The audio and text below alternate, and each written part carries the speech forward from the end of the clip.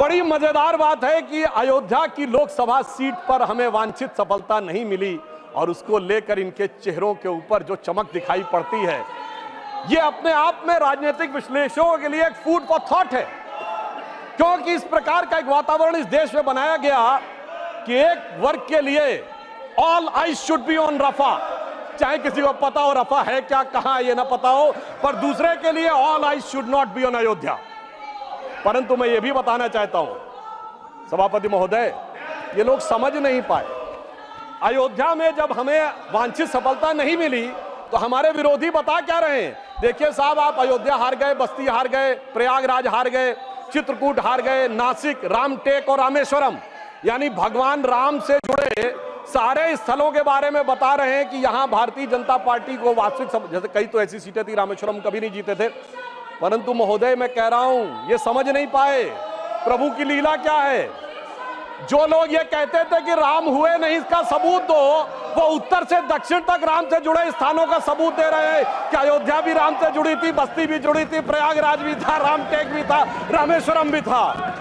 अरे आपको लगता है कि भगवान हमको हरवाने के लिए आए थे? नहीं, आपको अपना अस्तित्व मनवाने के लिए आए थे। और मैं ये भी बताना चाहता हूं महोदय, रामचरितमानस और रामायण में भी उल्लेख है कि एक बार नागपाश भगवान राम को भी लगा था और नागपाश लगने के कारण एक मूर्छा आ गई थी और तब राम विरोधी दल में बड़ी खुशियां छा गई थी।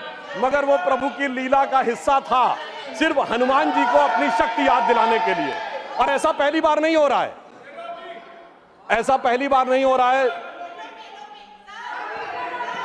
सभापति महोदय। आज से 30 साल पहले मुझे याद है उत्तर प्रदेश में जब समाजवादी पार्टी और कांग्रेस सबने मिलकर सरकार बनाई थी, सपा बसपा और कांग्रेस आई ने मिलकर, तब एक नारा लगा था कि मिले मुलायम काशी राम, हवा में उड़ गए जय श्री राम। मगर हम तब भी नहीं डिगे थे और जो हवा में उड़ाने की बात कर रहे थे, 3 साल में हमने केंद्र में सरकार बना के दिखा दी थी और उत्तर प्रदेश में भी सरकार बनी थी। अरे अब तो इतना अंतर आया है, तब आप हवा में उड़ाने की बात कर रहे हैं, अब आप एक एक स्थान को बता रहे हैं। आप निश्चित रहिए, जिसे एक हम लोग जो प्रसिद्ध भजन सुनते थे उसमें यह कहा गया है, जो हनुमान जी का प्रसिद्ध भजन है कि रावण युद्ध अजान कियो तब नाग की फांस सबे सिर डारो। परंतु चिंता मत करिए, वो शक्ति पुनः जागृत हो रही है और वो जागृत होकर हमें पुनः वहां तक पहुंचाने का प्रयास रखेगी। और एक मैं गंभीर बात करना चाहता हूं, श्री राम का विषय हमारे लिए हार जीत का विषय नहीं है। हम 2 सीटों की पार्टी थे, तब भी उतनी श्रद्धा और निष्ठा के साथ खड़े थे।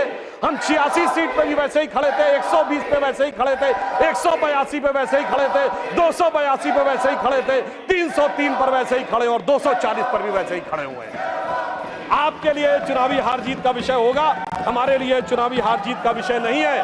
परंतु हमें लगता है कि भारतीय समाज में यदि कुछ लोगों के मन में अभी भी इसको लेकर हो सकता हमारी तपस्या में कोई कमी रही हो, तो मैं ये कहना चाहूंगा भारत के सभी लोगों से, अटल बिहारी वाजपेयी जी की कविता की वो प्रसिद्ध पंक्ति जो उनकी कविता थी, आओ मिलकर दिया जलाएं, तो मैं इसके लिए कहना चाहूंगा कि अभी हमारा यह प्रयास बाकी है।